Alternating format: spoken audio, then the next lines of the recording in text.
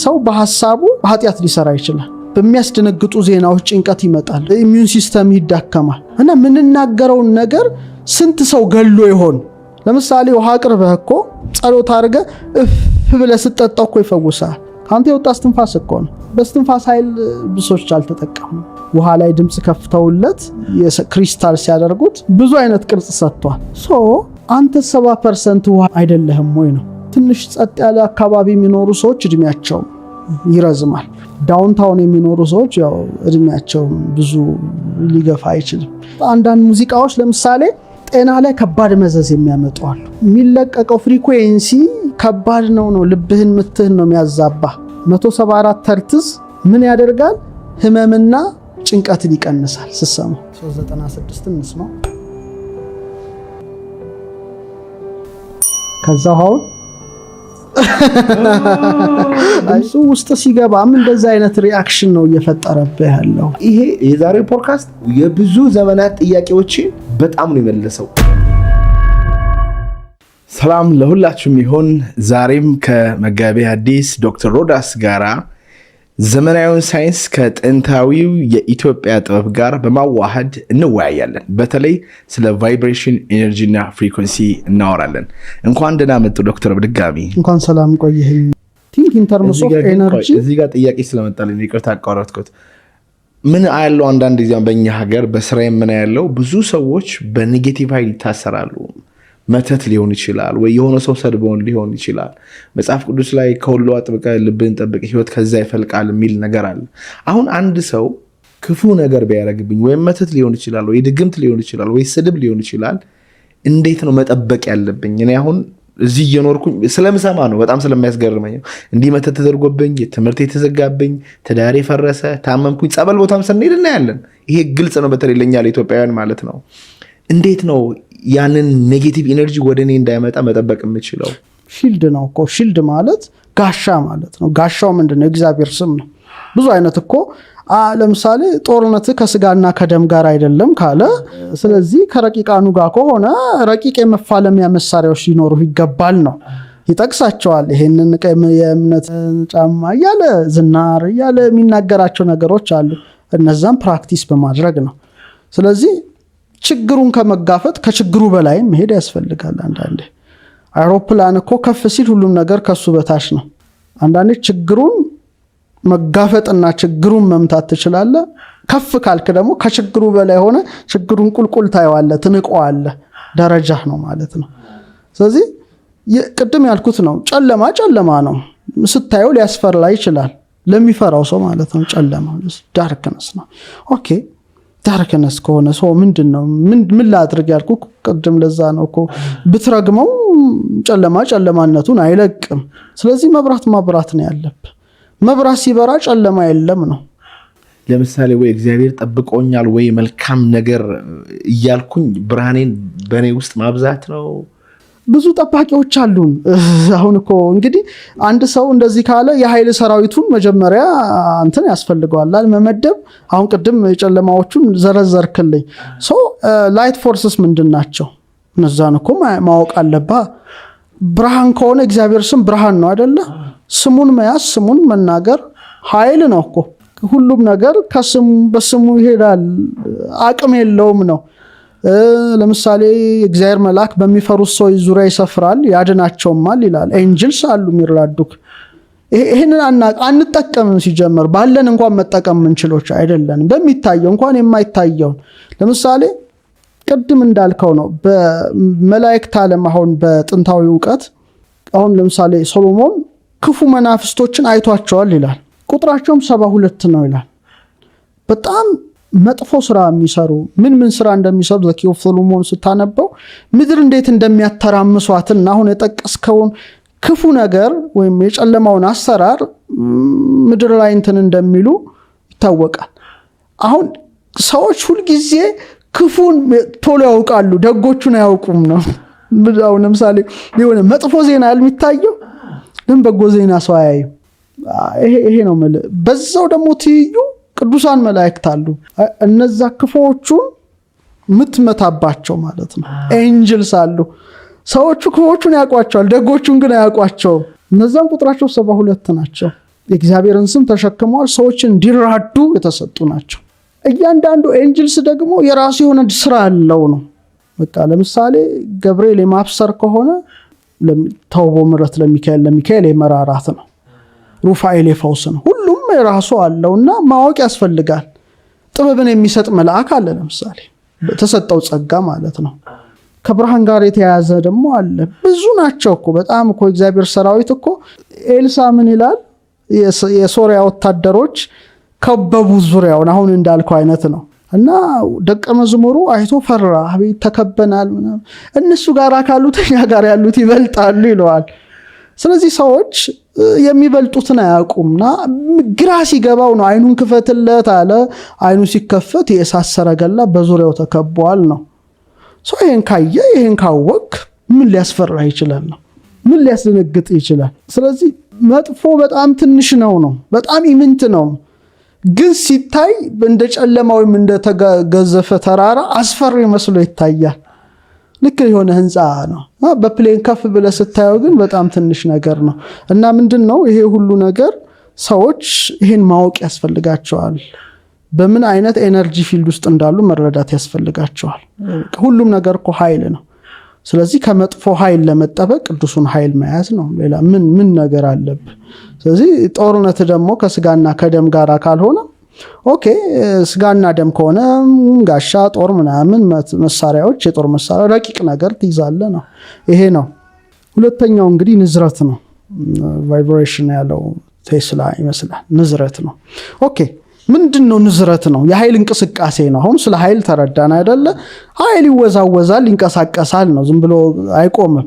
እንቅስቃሴ ውስጥ ሁሉም ነገር እና እሱ ምሳቤውም አሁንም ሳይንሱም የሚያውቀው ከአተም ጀምሮ እስከ ትልቅ ጋላክሲ ድረስ ሁሉም ነገር በኃይል የተሰራ ነው። በኃይል ከተሰራ ሁሉም እንቅስቃሴ ላይ ነው ማለት ነው። ይሄ ነው ወሳኙ ጉዳይ ነው። እዚህ ላይ ነው እንግዲህ ትንሽ ለማሳየት የሚያስፈልገው። ስለዚህ ያ ንዝረቱ በንክኪ ልሰማው ይችላል። ድም ሲል እዚህ ጋር ትሰማዋለህ። አንዳንዴ ደግሞ በድምጽ ደረጃ ልሰማው ትችላለህ። አቅምም ካልፈቀደ ላሰማው ትችላለህ፣ እንደመጠን ማለት ነው። አይንም ያይበት ደረጃ አለ አይደለ? አንተ ስላላየ ከዛ በኋላ የለም አትልም። ላይት ስፔክትረሙን ብቻ ነው የምታየው። ጆሮህም የሚሰማበት ሀርትዝ አለ። ከዛ ውጪ ካልሰማ የለም ልትል አትችልም። ያንተ ጆሮ ነው የተመጠነው። ስለዚህ በኳንተም ደረጃ እኮ እነዚህ ሶሊድ የምንላቸው ነገሮች ሁሉ እኮ የሚርገበገቡ እንደ ፓርቲክልስ ናቸው። ስትሪንግ ቲዮሪ ማለት ነው። ቅንጣቶች ናቸው ነው። ሶ ሁሉም ኃይል ተመልተዋል። ኢቭን ቅድም አልኩ እኮ ልብህ፣ ቃልህ፣ እስትንፋስህ፣ ስሜት ሁሉ ኃይል ነው። ኃይል ካለ ደግሞ እንቅስቃሴ ነው። የቆመ ነገር የለም ነው። በቃ እግዚአብሔር እኮ በድን አላረጋትም ዓለምን ፈጥሮ እንቅስቃሴ ላይ ናት። ህይወት አላት ነው። ሰማይ ስማ ምድር አድምጪ እኮ ነው የምትለው እኮ እንጂ ዝም ብሎ ግዑዝ ነገር አይደለም። ሁሉም ነገር ላይፍ አለው ነው። ይብዛም ይነስም፣ ጥቃቅንም ሆነ ግዙፋን። ለምሳሌ እንኳን ተወው፣ ደስታ እኮ ከፍተኛ ንዝረት ነው የሚያመጣው አይደል? አንዳንዴ ደስታ ታወቀሃል እኮ ንዝረቱ። ጥርጥር፣ ንዴት፣ ብስጭት፣ ድንጋጤ፣ ይሄ ደግሞ ዝቅ ያለ ንዝረት እኮ ነው የሚያመጣብህ። ልብህ ፍስስ፣ ልቡ ፈሰሰ በለ። በቃ ለምሳሌ ጴጥሮስን ተመልከተው የሄደበት፣ ጌታ ሆይ ወደ አንተ ልምጣ፣ ተመልከት ና። ልክ ነፋስ ሲመጣ ደግሞ ተጠራጠረ ይላል፣ መስጠም ጀመረ ነው። አየህ እንትንህን ታውቀዋለህ ማለት ነው። ስለዚህ ንዴት፣ ብስጭት፣ ድንጋጤ ሪዛልቱ በጣም በጣም በጣም ደካማ ነገር ነው። ኃይልህን ያደክመዋል። ለዚህ ነው ቅድም ሰዎች እንዲህ አይነት በሽታ ይዟል ሲሏቸው በቃ ያን ሰዓት ይሄ ነው በጣም ጠብቅ፣ ልብህን አጥብቀ ጠብቅ የተባለው እዚህ ላይ ነው። የህይወት መውጫ ናት። አሁን በጣም ወሳኝ ነገር ነው የምናገረው። ለምሳሌ ወራጅ ውሃ አለ፣ ይፈሳል። እንዳይፈስ ግን አሸዋው፣ ጠጠሩ ምናምን ይገድበዋል። አሁን የምል ነገሮች አሸዋና ጠጠር ናቸው። ይሄ ኃይልህ ከፍ ብሎ እንዳይወጣ አሸዋ ሆኖ ጠጠር ሆኖ ምን ሆኖ ያዳክማል። ስለዚህ ጥርጣሬ፣ ብስጭት፣ ንዴት፣ ቁጣ ሁሉ ይገሉሃል። መጀመሪያ አንተን ነው የሚገሉ ቀድመው ሌላውን እንትን ከማለታቸው በፊት። ስለዚህ ሁሉም ነገር ንዝረት ነው። ለምሳሌ በገና ደርድረው የዜማ ቃና አይሰጥህም እንዴ? በአየር ላይ ያለ ንዝረት ነው። በእኛ እኮ አትሪኮን እንለዋለን። አትሪኮን የሚባል የኢትዮጵያዊ ቋንቋ እንትን አለ፣ በፊደል አ የሚወከል አለ። እንደገና ውሃ ላይ ደግሞ ጠጠርጣል። ጠጠር ስጥል ምንድነው? ሞገድ አይፈጥርም፣ ንዝረት ክብ አይፈጥርም። በፊደል ማይ የሚገለጽ ነው። ድምጽ ይፈጠራል ለምሳሌ አይደል በቮካል ኮርድ በንዝረት አይደል እንዴ በቃ ይሄ እኮ ነው በድምጽ አውታራችን ንዝረት ነው እኮ ድምጽ የሚመጣው ስለዚህ አንዳንዴ ንዝረቱ ራሱ ኃይል ይሆናል ኃይል ደግሞ ንዝረቱ ውስጥ ንዝረቱ ነው ይንቀሳቀሳል ማለት ነው ስለዚህ ሮዳስ የሚናገረው ቃል ኃይል ነው እንቅስቃሴም ነው አሁን ይሄን መርሃ ግብር በሚያዳምጡት ሰዎች ገብቶ ስራ ይሰራል የትም የምድር ጫፍ ቢሆን የትም በቃ አለቀ ስራ ይሰራል ስለዚህ ለዚህ ነው አንድ መልእክት ስታዳምጥ ወይ መጥፎ ነገር ያድርብሃል ወይ በጎ ነገር ያድርብሃል መሃል ላይ ብሎ የለም በጣም አደገኛው ያ ነው አሁን ይሄን ንዝረት ካየን ወደ ፍሪኩዌንሲ እንምጣ ነው በቃ ቀለል ባለ መልኩ ለማስረዳት ነው ፍሪኩዌንሲ ዙተራ እንደማለት ድግግሞሽ የምንለው ነገር ሐሳብ ነው እንግዲህ የንዝረቱ ፍጥነት አሁን ንዝረቱ እንግዲህ የተለያየ ፍጥነት አለው ስለዚህ ንዝረቱ በምን ያህል ፍጥነት ተከሰተ ነው ድግግሞሹ ሌላ ምንም እንትን የለውም እኮ ኃይል አለ ኃይል ካለ እንቅስቃሴ አለ ያ እንቅስቃሴ ደግሞ በምን ያህል ፍጥነት ተከሰተ ነው በጣም ቀለል ባለ መልኩና በድምጽ ውስጥ አለ በብርሃን ውስጥ አለ በኤሌክትሮማግኔቲክ ሞገዶች ውስጥ አለ በሰውነታችን ውስጥ አለ በሐሳባችን ውስጥ አለ በብሬን ዌቫችን በሁሉም ውስጥ አለ ነው በቃ እግዚአብሔር አሳድሮታል ያንን ኃይል ስለዚህ ይሄንን በዙተራ ኦር ፍሪኩዌንሲ በሄርትዝ ትለካዋለ ነው መለኪያም አለው እንግዲህ እንዴት ነው የሚለካው በሴኮንድ ምን ያህል ነው የሚነዝረው በቃ ይሄ ቀለል ያለ ነገር ነው በሴኮንድ ምን ያህል ይነዝራል ወይም ይሽከረከራል ነው ለመለካት የሚያገለግል ነው ይሄንም ስም የተሰጠው ያው የኤሌክትሮማግኔቲክ ሞገድ መኖሩን ያወቀ አንድ ጀርመናዊ ፊዚክስ ሊቅ ሄንሪክ ሄርትዝ አለና በርሱ ሰየመውታል ይሄን እንደውም ላቅርበው ግልጽ እንዲሆን በኋላ ምን እናገረው ነገር ለምሳሌ ሄርትዝ ማለት አንድ ዑደት በሰከንድ ብለህ አስበው አንድ ሄርትዝ ቀጥሎ ኪሎ ሄርትዝ ይሆናል ኪሎ ሄርትዝ ሲሆን 1000 ዑደቶች በሰከንድ ንዝረቶች አሉ ማለት ነው ሳይክልስ አሉ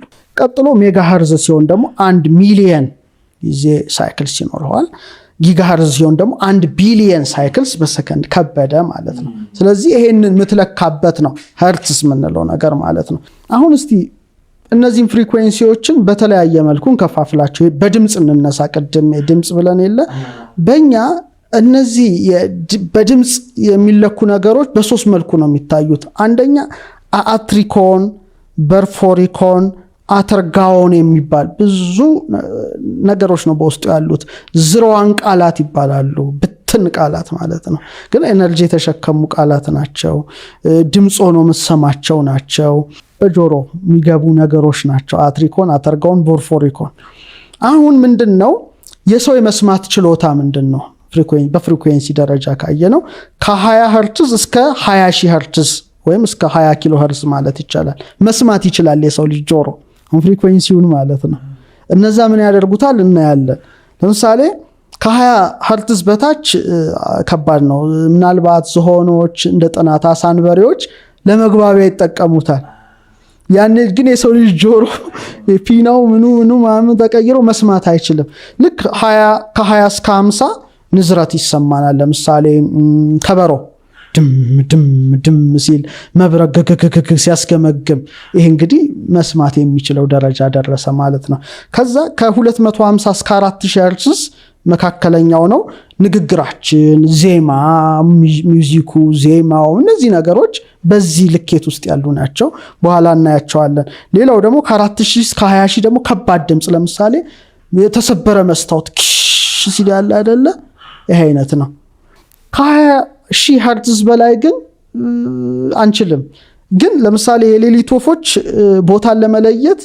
አይም ይባላል የምትጠቀመው ይሄን ሳውንድ ዌቭ ትራክ አድርጋ ትሄዳለች ስለዚህ ከ20000 ሄርትዝ በላይ እንደ ዶልፊን እንደ ሌሊት ወፎች አይነቶች ማድመጥ ይችላሉ የኛ ግን እቺ ናት ሊሚቴሽኗ እና አሁን ምንድነው ታዲያ ይሄ ነገር ቢባል እንግዲህ ሰውነታችን ይታወቃል በሚነዝሩ ትሪሊየን ሴሎች የተመላ ነው ማለት ነው ምን እናድርገው እኮ በጣም ከባድ ነገር ያ ነው ስለዚህ ትሪሊየን ድረስ ይባላል ነው ከዛም ይበልጣል ብዙ በትሪሊየንስ እንቁጠራው ብለን ነው እና ስለዚህ ምን ያመጣልኛ ላይ ያለው ከባዱ ነገር ብትል ለምሳሌ በኋላ ምናልባት የምናሳየው ነገር ይኖራል ድምጽ አሸዋ አድርገው ድምጽ ሲያሰሙ ምን ይሆናል ፓተርን ይፈጥራል የተለያየ ጂኦሜትሪካል የሆነ ፓተርን ይፈጥራል ጥሩ ውሃ ላይም በተመሳሳይ መልኩ ነው። ያው የታወቀ ነው።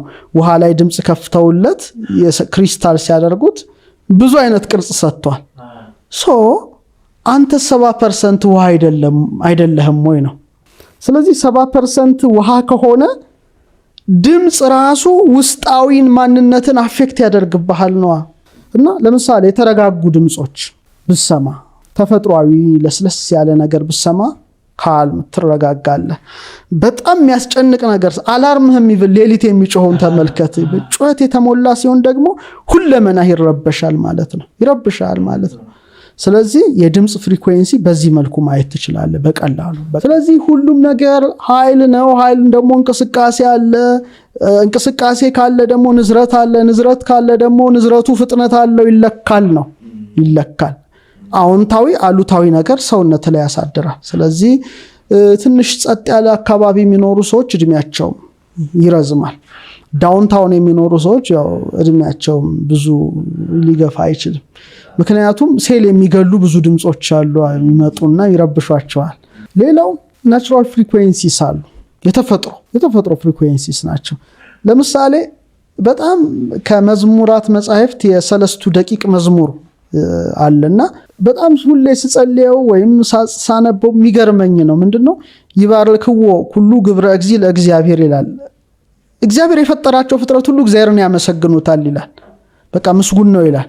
እና ምንን ሁሉ ያነሳል? ሳሩን፣ ቅጠሉን፣ አይዋፉን ሁሉም ኢች ኤንድ ኤቭሪቲንግ፣ ፀሐይን፣ ጨረቃን፣ ከዋክብት ሁሉ ያመሰግኑታል ይላል። ኦኬ ምን ማለት ነው ይሄ ነገር? ስለዚህ እያንዳንዱ ህይወት አለው ማለት ነው ካመሰገነ። እዚህ ላይ እኮ መረዳት ያለብን ይሄ ነው። ለምሳሌ በኢዮብ መጽሐፍትን በ38ኛው ምዕራፍ ቁጥር 6 ላይ ይመስለኛል የአጥቢያ ኮከቦች በአንድነት ሲዘምሩ ይላል። ኦኬ ምንድነው ነው? አገኛ ከዋክብት ምናምን ሳር ቅጠል ስንል ውርጭ ምናምን ስንል በጋ ሙቀት ስንል ለኛ እንደዚህ ነው የሚታየን፣ ግን አይደለም፣ እውነታው አይደለም። የከዋክብት ዝማሬ የምድር ተፈጥሯዊ ውደትን ስንመለከት አሁን ለምሳሌ ሹማን ሬዞናንስ የሚባል አለና ባለፈው እንዳነሳ ነው የምድር የልብ ምት ሃርት ቢት አላት ነው። አርዝ ራሱ 7.83 ሃርትዝ ማለት ነው አላት ፍሪኩዌንሲ ራሱ ኤግዛክትሊ አላት። እንደውም አሁን የሚገርም ሳይንስ ምን አረጋገጠ? ከአልፋ የአንጎል ሞገድ በኋላ ብናየው እንችላለን ጋር ይስማማል ይሄ ቢቷ። ስለዚህ ሪላክስ ያደርጋል። ስለዚህ ሰዎች በባዶ እግራቸው በመንቀሳቀስ ያንን እንትን ያጣጥሙታል ማለት ነው። ኤክሰስ ፕሩቶኑን ያስወግዱታል። ሌላው ውቅያኖሶች ሞገዶች ሁሉ ሄርትዝ አላቸው። ለምሳሌ ከ0.1 እስከ 10 ሄርትዝ የሚደርስ ማለት ነው። ይሄ ደግሞ የሚያረጋጋ ፍሪኩዌንሲ። ውሃው፣ ዝናቡ ሁሉ አእምሮን ያረጋጋዋል እያለ ሲዘም ስታየውም ስታደምጠውም ማለት ነው። ተፈጥሮ ነው። ወፎች ምሳሌ ከ2 እስከ 8 ኪሎ ሄርትዝ ነው እንትናቸው ጩኸታቸው እና የሚደንቅ የጭንቀት ሆርሞንን ይቀንሳል። እንደውም በአንድ ጥናት ላይ ስመለከት ሆስፒታል ውስጥ ምን አደረጉ? የተቀረጹ የወፍ ድምጾችን ምናምን ሲሉ የሚገርመው ብዙ ህመምተኞች አገገሙ፣ ሪከቨሪ ያደረጉ። በጣም የሚደንቅ እኮ ነው። ተፈጥሮ ድምጽ ምን ያህል ከባድ ነውና የጭንቀት ሆርሞንን ይቀንሳል። አሁን እኮ ዛፍ ጠፋ እኮ የወፍ ድምጽ አሰማ። እኔ ትንሽ ያለውበት ግቢ ዛፍ ስላለ ቢያንስ ሰማለሁ። አሁን እኮ ዝም ብለ ፒሚንቶ ተፈጥሮ ጋር እና እኔ በገዳም ባሉት የምቀነው ይሄ ነው። አንደኛ አንሊሚትድ የሆነ የምድር ኃይልን በባዶ እግር በመሄድ ያገኛሉ። ሁለተኛ ደን ነው፣ ጫካ ነው፣ የወፍ ድምጽ መስማት እና የተረጋጉ ናቸው፣ ጭንቀት የሌለባቸው ናቸው። ስትመለከታቸው ድምጹ ራሱ ገብቶ ይሄን ስራ ነው የሚሰራው ነው። ጫካ ውስጥ ለምሳሌ ስትሄድ ቅጠሉ ራሱ እኮ ቫልዩ አለው አይደል? ሲል ደም ግፊት ሁሉ የሚቀንስ ልብህን የሚያስተካክል ነው። ለምሳሌ ቤተክርስቲያን ስትሄድ ገና ድምጽ ነው የምትሰማው ከላይ ማጅኔ ቁጭ ብዬ ሳደምጠው ራሱ ይገርመኛል። ባይ ዲዛይን ነው አይደለ? በደንብ ይሰማል። ሻክሮ በድምጽም በመዓዛም በእይታም ነው። ሆን ተብሎ ነው የተደረገው። ግን አዎ ብዙ ምሳሌ አለው፣ ምሳሌነት ጭምራለሁ። ግን ዝም ብለህ ስታየው ድምጹ ራሱ የሚሰጥህን ማረጋጋት ጸናጽሉ ሿ ሲል ጆሮ ጋር ተጠግቶ ኃይልህን ነው ቡስት የሚያደርገው ነው። ድካም ለምሳሌ ከዛ አፍንጫ ደግሞ ጣን ያሸታል። መዓዛ ደግሞ አለ ይሄ በጣም መዓዛ ራሱ አይን ደግሞ የሚያየው እንዳለ ሆኖ ማለት ነው። ስለዚህ ምንድነው ይሄ ነገር ቀላል ነገር አይደለም። ጤናችን ላይ አዎንታዊና አሉታዊ ተጽዕኖ ያሳድራል። ሁሉም ኃይል ሆኖ አገኘ ነው። እዚህ ላይ ሁሉም ንዝረት ሆኖ አገኘ ነው። እዚህም ላይ ሁሉ በሄርትዝ የሚለካ ሆኖ አገኘ ነው። የዩኒቨርስን ሴክሬትስ ለማወቅ ከፈለግ ቲንክ ኢን ተርምስ ኦፍ ኤነርጂ ፍሪኩዌንሲ ኤንድ ቫይብሬሽን ያለው ይሄ ነው። ከዋክብት ለምሳሌ አሁን በከዋክብት ውስጥ ስንመለከት ኤችአር የሚላ ፐልሴቲንግ ከዋክብት የሚባሉ አሉ። ድምጽ የሚያወጡ ከዋክብት ናቸው። ኢንስታቢሊቲ ስትሪፕ የሚባል ጠባብ ክፍል ውስጥ አሉ። ዴልታ ስኩቲ የሚባል አለ። ሚራ፣ አርአር፣ ሌሬ፣ ዜድ ሴቲ፣ ጋማ ዶራዱስ እነዚህ ሁሉ የራሳ ሪትሙን የጠበቀ ፍሪኩዌንሲ ያላቸው እንደውም አሁን በሳይንሱ ያወጡት እና በጣም የሚገርም ድምጽ የፕላኔቶች ድምጽ አላቸው። ለአንተ ሊጨንቅ ይችላል ስትሰማ የሰው ልጅ መስማት ባይችልም ግን በመሳሪያዎች ሪዲዩስ ግን ሪትሙን የጠበቀ ነው። ስለዚህ ከዋክብት ያመሰግኑታል፣ ሳር ቅጠሉ ያመሰግነዋል፣ የሰማይ ወፎች ያመሰግኑታል ቢባል ትክክል ነው። ከዛ በኋላ ተፈጥሯዊ አሁንም እንደው በተወሰነ መልኩ ባነሳ የአራቱ ባህሪያትን እናንሳቸው በቀላሉ እስቲ። እሳት፣ ውሃ፣ መሬት፣ ነፋስ ያላቸውን ድምጽ አስበው ታውቃለህ? ይሄ ነው ለምሳሌ አንዳንዴ እሳትን ሳይ የሆነ የነደደ የሚሰጠው ድምጽ አለ አይደል? እሱ ሪትሪታችን ላይ ካምፋየር እናደርጋለንና እንትን የሚሰጠው የሆነ ድምጽ አለው። አንዳንዴ ፉቴጆች ላይም አያሉ አስተውላለሁ። ውሃም መስማት እርሶ ቤትም እንግዲህ መጥቼ ጥሩ መንፈስን የሚያረጋጋ ነገር አለው። ትክክል እኮ ነው። አሁን ይሄ ነው ምንድነው ባለፈው በደንብ አድርገን አይተናል። ሰውነትን ሁሉ ከፋፍለን ለአራት አይተናል። እሳት፣ ነፋስ፣ ውሃ፣ መሬት ምናምን እያልን ተፈጥሯችንን ቃኝተናል። እና ለምሳሌ መሬትን ብትመለከታት እኮ ግራውንዲንግ ፍሪኩዌንሲ ማለት ትችላለህ። ሌላ ምን ነገር አለ? ለምሳሌ ሚንሿሹ ቅጠሎቿን ተመልከት። ድምፅ አይደሉ እንዴ? ከስሯ በቅለው እኮ ጫካ ውስጥ ስትገባ በጣም የሚገርም ድምፅ ነው ሚንሻሹ ቅጠሎቿ። ኢቭን አንተ ስትራመድ ድም ድም ድም እያልክ ስትሄድ ተመልከት። አሁን ይሄ ምን ይሰጣል? እርጋታን፣ ጽናትን ይሰጣል። አሁን ሰው ጫካ ውስጥ ለዚህ ነው ሰዎች ወክ የሚያደርጉት። ብዙ ሰዎች በተለይ በባህር ማዶ እርጋታን ካልም ያደርጋል። ጫካ ውስጥ ገብኝት ስትወጣ ድምጿ ነው። ያ ድምጿ የግዴታ የሚሰጥህ የእርጋታ ኃይል ነው። ውሃ ለምሳሌ ቅድም ያልከው ሲፈስ ለምሳሌ ዝናብን በለው ውቅያኖስን በለው ምን ሞተር ፎል ምንም በለው ምንድነው ያረጋጋሃል ነው። አሁን ቤት ለዛ ነው ደራሲ ነኝ እጽፋለሁ። ሰው ያቺ የውሃ ድምጽ ጭጭጭጭ ስትል ምንጭ ዳር የሆንኩ ይሰማኛልና አይደክመኝም፣ እጽፋለሁ ደስ እያለኝ።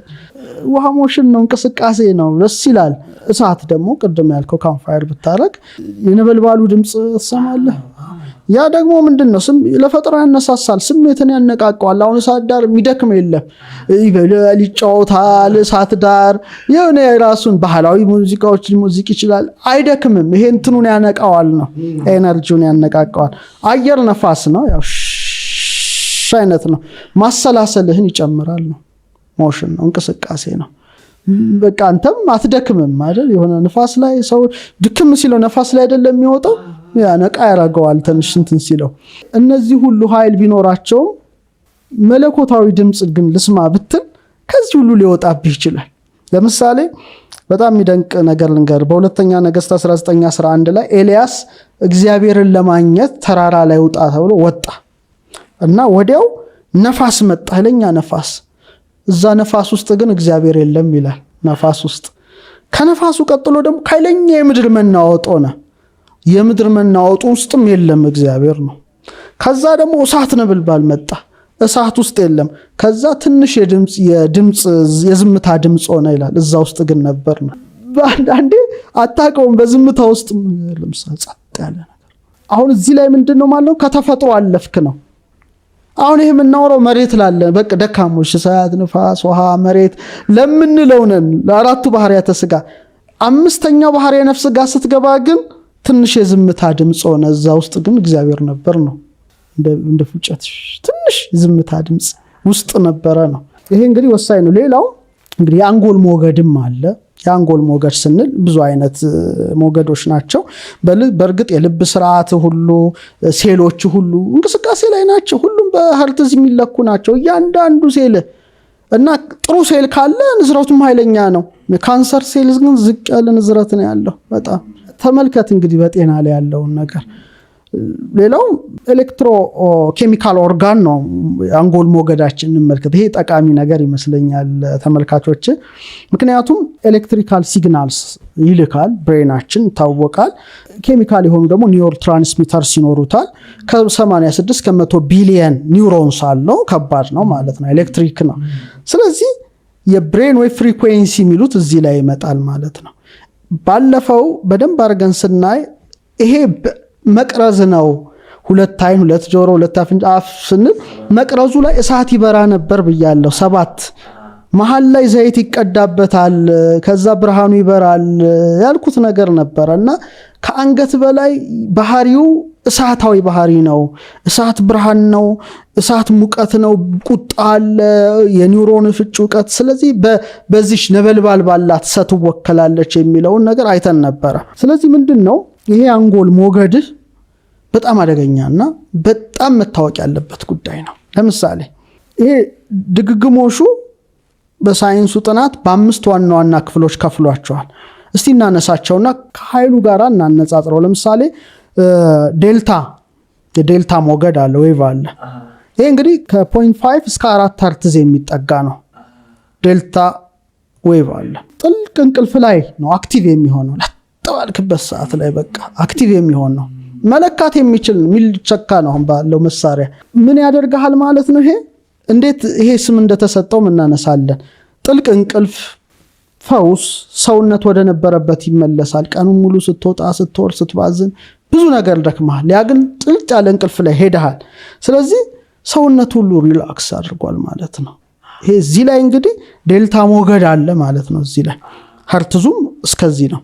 ለምሳሌ ይሄንን ደግሞ የበለጠ የሚያጠነክረው አሁን እንደተጠናው ጥናት የውቅያኖስ ድምጽ፣ የባህር የኔ ቤት ያለው አይነት ኦሽን ዌቭ አይነት ሲሰማ ዴልታ ዌቭ አክቲቭ ይሆናል፣ ይረዳዋል ማለት ነው እኮ። ለምሳሌ ለዚህ እኮ ነው ሰው ለምሳሌ ፀሐይን ስትገባ ስትጠልቅ፣ ከዋክብት ማታ፣ ጨረቃ ስትወጣ እነዚህን አይቶ የሚናደድ ሰው የለም መቼም፣ ይረጋጋል። ይበሳጭ ካለ ችግር አለበት በከዋክብት በፀሐይ በጨረቃ። እስካሁን አላየንም። አንዳንዶች አሉና በመናደርገው ምርምር የሚበሳጩ ሰዎች ይገጥሙኛል በኮመንትና አዝንላቸዋለሁ። አስቸጋሪ ኤኒዌይስ እና ምንድነው ሃርመኒው ስምምነቱ ስንአዌ ይባላል። ስምምነቱ ፐርፌክት ስለሆነ እግዚአብሔር ስራ እኛ ነን ያበላሸነው ብዙ ነገር። ስንአዌ ማለት ስምምነት፣ ሃርመኒ ማለት ነው። ለምሳሌ ባለፈው ስናነሳት እዚህ ይልሃል ኤልሳ የሞተውን ለማስነሳት 7 ጊዜ የሞተው ላይ ተኛ። ለምንድነው? 4ቱ ባህሪያተ ስጋ 3ቱ ባህሪያተ ነፍሱ ተስማምተዋል። ያ ሲስማማ ነው የሞተ የምታነሳው አይነት አይተና። ሃርመኒ ነው፣ ስምምነት ነው። ሁለተኛው ቴታ ሞገድ ነው፣ 8ኛ ፊደል ነው። ዴልታ ደ ነው። በጣም ከግዙ ጋር አመጣዋለሁ። አንድ ሐሳብ አለ። ቴታ ከ4 እስከ 8 ሄርትዝ ነው። ሽልብታ ላይ ሽልብ ሲያደርግ ያን ጊዜ እንግዲህ ደግሞ ማሰላሰል፣ ፈጠራ፣ ግንዛቤ ይጨምራል። በተለይ ደግሞ ዝናብ ሲዘንብ ከሆነ ደግሞ በቃ የበለጠ እንትን ይላል ይባላል። የሬን ሳውንድ አክቲቬት ያደርገዋል። ዝናብ ትዝ ይላል እንግዲህ ሲያርፍ። ኤኒዌይስ በጣም ሌላው አልፋ ሞገድ ነው። መጀመሪያም የተገኘው አልፋ ነው። አልፋ ማን እንደሆነ እናውቃለን። ከ8 እስከ 14 ሄርትዝ ነው። ይሄ ደግሞ የቀን ህልም የምንለው ነገር አለ አይደለ? እንደዛ እንበለው ዘና ሲል ሰውነት የሚታይ ነው። እፎይታ ምናምን የጭንቀት ምናምን ያርቃል። ግን በዛ ላይ ደግሞ የወፎች ድምጽ ሲጨመርበት በጣም ያርቃል። እኔ ለምሳሌ ቤት ካየው ስትጎበኝ የተለያዩ ላይቶች አሉ። ያን ያጥፍቸው ነው እንጂ እዛ ላይት ውስጥ ደግሞ የወፎች ጩኸት አለ፣ ያፋጫሉ እና ጀስት ምንም እንትን የሆነ ደን ውስጥ የገባህና ዓለምን የረሳኸው ነው የሚያስመስለው። እና ይሄን የጭንቀት ሆርሞን የሚቀንስ ነው። ቀጥሎ 4ኛው ቤታ የተባለው ሞገድ ነው። ከ14 እስከ 30 ብዙዎቻችን ምንሆንባት ማለት ነው። ስንሰራ ስናጠና በጣም ኤክስትሪም ቴንሽን እና በቃ ያን ጊዜ ነፋስ ደግሞ ጥሩ ነው ሽሚልና፣ ምክንያቱም ትኩረትና ያነቃሃል ነው። ቅድም አይተነዋል። እንግዲህ የመጨረሻው 5ኛው ጋማ ነው። ጋማ ሞገድ ከ30 እስከ 100 ሄርትዝ ያለ ነው። ከፍተኛ ግንዛቤ ነው። መንፈሳዊ ነገርህን ከፍ ያደርገዋል። በተለይ ይሄ ሞገድ በጣም የሚያይለው ተመስጦ ላይ አንክሮ ተደሞ የሚባል ስቴት ውስጥ ገባ ነው። በተለይ ዜማ ስትሰማ ምናምን ለምሳሌ ይሄን ስቴት ለምሳሌ በአፄ ገብረ መስቀል አየዋለሁ። አፄ ገብረ መስቀል ቅዱስ ያሬድ ሲያዜም የለም፣ ገብረ መስቀልም የለም፣ እግሩን በጦር ወጋው ነው ያሬድን እግር አላየውም እኮ ሲወጋው። ያ ደሙም ይፈሳል፣ ያም አይሰማም፣ ወጊውም ተወጊውም የሉም ነው። ዜማው ሄደዋል ማለት ነው። እና ጋማ ሞገድ ያኔ ሲመጣ ከ30 እስከ 100 ሄርትዝ ይለካል። መንፈሳዊ ተመስጦ እና ይሄ ምን ይባላል በኢትዮጵያው እሳቤ ካመጣሁት አንክሮ ተደሞ ስቴት አንክሮ ማድነቅ ነው። ሰዎች 2 ደረጃዎች አሏቸው በብቃት ደረጃ ከታየ። አንክሮ ተደሞ ስቴት ምንድነው? ጸሎት በንግግር የሚቆምበት ነው። በንግግር የምናደርገው ጸሎት አለ፣ በልቦና ደግሞ የምናደርገው አለ። እሱ እንደማለት ነው። አንክሮ ተደሞ ስቴት ላይ ሲደርሱ ድካም ይቀንሳል ማለት ምንድነው? አንተ በር ላይ ሆነ ከውጭ ሆነ ማንኳኳት ግዴታ ነው አይደለ? ታንኳኳለህ፣ ጓጓጓጓጓ መጥሪያ ትጠራለህ። ውጭ ሆነ ነፋስ ይነፍስብሃል፣ ፀሐይ ይመጣብሃል፣ ዝናብም ካለ ይመታል። ሰው እስኪከፈትልም ከተከፈተልህ በኋላ ግን ገባ ቁጭ ነው። ሳሎኑን እያየ መደነቅ ነው። እና ይሄ ንግግር ኳኳታ ምንለው እስኪከፈትላቸው ነው ቅዱሳኑ ነው። ከዛ ከገቡ በኋላ በአልፋ መደመም ነው። እዛ ውስጥ ዓለም ውስጥ ናቸው ነው። አግኝተውታል እግዚአብሔር ማለት ነው። እዛ ቦታ ልፋት የለም ነው። ልፋት ቆመ እና ድካሙ እስኪከፈት ነው። ኳኩ ይከፈትላቸው እስኪከፈት ታንኳኩ ከከፈተ በኋላ ገባህ ነው። እና ለምሳሌ ጴጥሮስ ራሱ ምሳሌ ሲሰጡ ሊቃውንቱ ሊጸልይ ሰገነት ላይ ወጣ ይላል፣ ግን ወዲያው ተመስጦ መጣበት ይላል። ምንም እሱ አይደል ሄደ ማለት ነው። እዛ መጋረጃ በአራቱ ማዕዘን ተይዛ ስትወርድ ላይ እንስሳ አራዊት የወፍ ስዕል ተስሎባታል። ብቻ ምንድነው ይሄ ጋማ በጣም ሞገዱ ከፍተኛ ነው። በተለይ ዜማ ስትሰማ አታውቀውም፣ በጣም ከፍ ይላል። ለዚህ ነው ማህሌት ውስጥ ምናምን ውስጥ ሰው ራሱን አያውቅም፣ ተመስጦ ውስጥ ይገባል ነው። ያ ከፍተኛ ስቴት ነው። ግን አሁን ዝም ብለን ስንመለከተው እነዚህ ነገሮች ከኛ ፊደል ጋር አያይዘ ብታያቸው የግሪክ የዕብራይስጥ እና የግዕዝ ፊደሎች ቀመር ውስጣቸው አለ። ድምጻቸውም መጠሪያ ስማቸውም ቀመራቸውም ኃይልን የተሸከመ ነው። ለምሳሌ አበገደ ሐወዘ ሐጠየ ከለመ እያል እንደምንሄደው በሂብሪውም አሌፍ ቤት ጋሜል ዳሌጥ ሄዋው እንደምንለው አልፋ ቪታ ጋማ ደምኮል አልፋ የአልፋ ይላል፣ የኛ አልፍ እንላለን፣ ሂብሪው አሌፍ ይላል። ቤታ ይላል፣ እኛ ቤት እንላለን፣ ሂብሪውም ቤት ይላል። ጋማ ገመል እንላለን፣ ያ ደግሞ ጋሜል ይላል። ይሄ ጋማ ተመሳሳይ ፍቺ ናቸው። ስለዚህ ይሄንን ነገር መሸከም የሚችሉ ናቸው ስያሜውን ጭምር። ለምሳሌ ዴልታ ስትልኮ ድልት ማለት በር ማለት ነው በግዕዝ ቋንቋ ራሱ። በሂብሪውም ድልት በር ነው፣ ዴዴ እንላለን፣ ዶር ነው ማለት ነው። እንደገና ደግሞ ቴታ ስትባል በእኛ ጤት ነው፣ 9ኛ ፊደል ነው። በግሪኩ ደግሞ 8ኛ ሆኗል። አልፋ ስትል አልፋና ኦሜጋ ነኝ ነው እኮ አልፋ ይወክላል ባለቤቱን። ቤታ ስትል ቤት ማለት ነው። አልፋ ቤት ይባላል አይደል? አሁን እንግሊዘኛው ለምሳሌ ቤት የሚል እንግሊዘኛ የለም ሲጀመር፣ ሃውስ ነው። ቤት ብትል አልፋ ቤት ነው። አልፋ የሰራው ቤት ዩኒቨርስ ማለት ነው እኮ ሌላ ምንም እንትን የለው። ምክንያቱም ፊደላቱ የሱን ስም የተሸከሙ ናቸው ነው። አልፋ ቤት አልፋ ነው ኤ ነው። ቤት ማለት በንያት በገድ አይደል የምንለው እንዴ? ግድግዳ አላት ጣሪያ አላት ማለት ነው። ሁለተኛ ላይ ናት። አልፋ ሁለት ዩኒቨርስን ላይላዊውና ታህታዊው ዩኒቨርስ ፈጠረ ነው። ዱዋሊቲ ይመጣል እዚህ ላይ ማለት ነው። ከዛ ገመል ስትደርስ የሚገሰግስ ነው። ትሬዠር የተሸከመ ነው። ስገባ ደግሞ ድልት ነው፣ በሩ ይከፈትልሃል ነው። ፓተርን ነው፣ ኃይል ታገኛለህ ነው። ስትገባ አያያዥ ናት፣ ዋዌ ናት። ሁለቱን ዩኒቨርስ የምታያይዝበት ጸጋ ይሰጣል ነው። ሰይፍ ናት፣ ህይወት። እንደዚህ እያለ ይቀጥላል ፓተርኑ። ብቻ ምንድን ነው ይሄ ነገር ቀላል አይደለም ለማለት ያህል ነው። ስለዚህ ቴስላ አንጎልን በምን ይረዳዋል፣ ብሬንን በምን ይረዳዋል ቢባል አስተላላፊም ነው ዙተራም ተቀባይም ነው። ሁለቱንም ነገር ነው የሚሰራው ነው። ኢንፎርሜሽን ይልካልም ይቀበላል። ለምሳሌ ሐሳቦች ከአንጎል በላይ ሊቀበሉም ሊያስተላልፉም የሚችሉ የኤሌክትሪክ ምልክቶች ናቸው አድርጎ ያያቸዋል። ለምሳሌ ለማብራራት የሰው አእምሮ የምድርና የአጽናፈ ዓለም የኃይል መስኮቶችን ሊነካ ይችላል ብሎ ያስባል በኃይል የተመላ በመሆኑ። ስለዚህ የግል ዙተራውን ካስተካከለ ሃርመኒ ፍጹም እግዚአብሔር ሁሉ መልካም እንደሆነ አየ ይላል። መልካም ከሆነው ሃርመኒ ጋራ የግሉን ዙተራውን ቅድም ያልኩት ፍሪኩዌንሲውን ማስተካከል ከቻለ ከፍ ያለ ግንዛቤ ያገኛል። ኢቭን ጥልቅ እውቀት በሮቹ ይከፈቱለታል። ቅድም ያልኩት ነው፣ ደጁ ተከፈተ የሚባለው ይሄ ነው። ስለዚህ በጣም ወሳኝ ጉዳይ ነው ቴስላ ያነሳው። ስለዚህ ነው የኃይልን የንዝረትን የዙተራን ምስጢር ካወቅ ያው ይሄን ታረጋለህ ብሏል። በዚሁም አጋጣሚ በእውነት ብዙ ነገር እኮ ሰራ።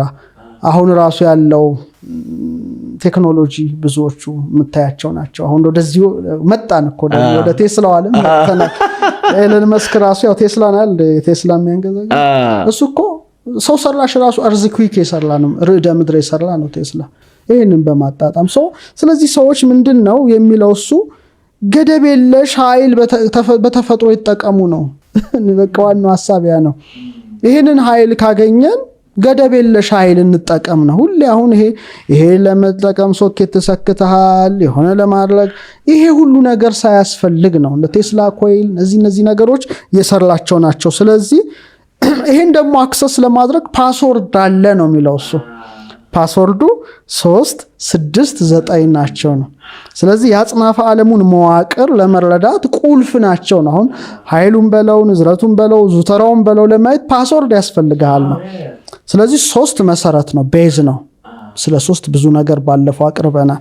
6 ግን ሚዛን ናት፣ 9 ፍጻሜ ናት።